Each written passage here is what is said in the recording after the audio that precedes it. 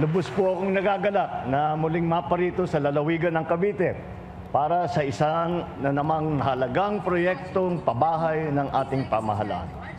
Ngayon lamang ay malugod ko pong binabati ang mga mahigit na 600 benepisyaryong kasama natin para sa sinayaan ang amin na siyam na gusali ng Phase 1 ng Syudad Kaunlaran Housing Project.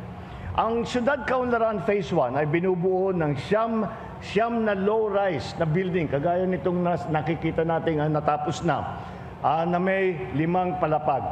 Aabot sa 540 pamilya ang mabibiyayaan ng mga pabahay na ito. Ang proyektong ito ay bunga ng pagtutulungan ng NHA, ng local government, ang pamahalaan ng Bacoor, iba pang ahensya ng pamahalaan at pribadong sektor ay kasama rin natin. Ito ay upang makapaghatid ng ginhawa para sa mga Caviteñong apektado ng writ of continuing mandamus ng Supreme Court sa paglilinis ng Manila Bay at paglilikas ng mga pamilyang nakatira sa baybayang ito. Bilang agarang tugon, pinabilis po natin ang kanilang relokasyon sa bagong pabahay na ligtas, de kalidad, komportable at may maayos na pamayanan.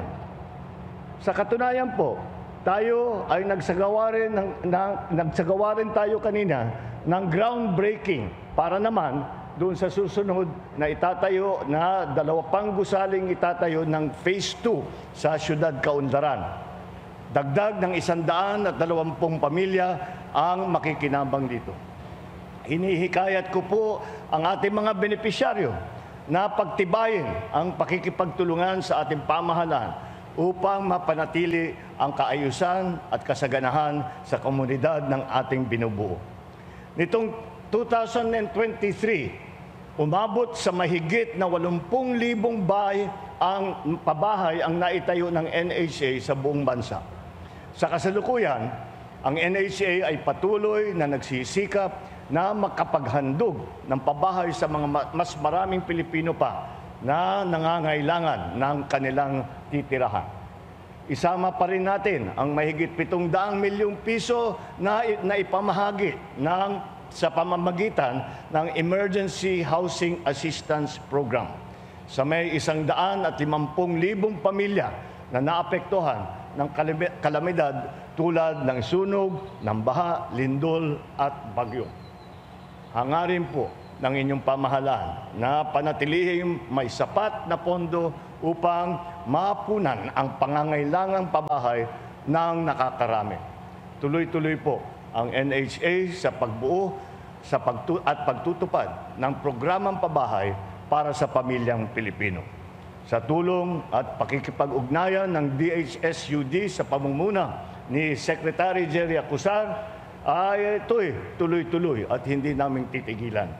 Tunay nga po na ang ating pagdalo sa mahahalagang okasyon na tulad nito ay sumisimbolo ng aking pangako sa sambayanan na maiangat ang antas ng pamumuhay ng bawat Pilipino sa pamamagitan ng bagong bahay tungo sa bagong buhay.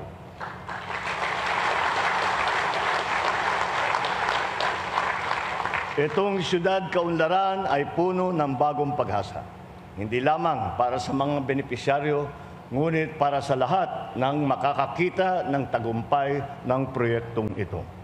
Tinatawagan ko po ang lahat ng mga benepisyaryo na gamitin ang biyayang ito upang mapaunlad ang inyong mga buhay at matiyak ang magandang kinabukasan para sa inyo at para sa mga pamilya ninyo. Sigurado po ako na ang Syudad Kaunlaran at iba pang mga proyektong pabahay ng pamahalaan ay magiging daan natin tungo sa bagong Pilipinas na karapat-dapat para sa lahat ng ating mga mamamayan. Mabuhay po kayong lahat. Mabuhay ang bagong Pilipinas. Maraming salamat po. Happy New Year po. Magandang umaga po sa inyong lahat.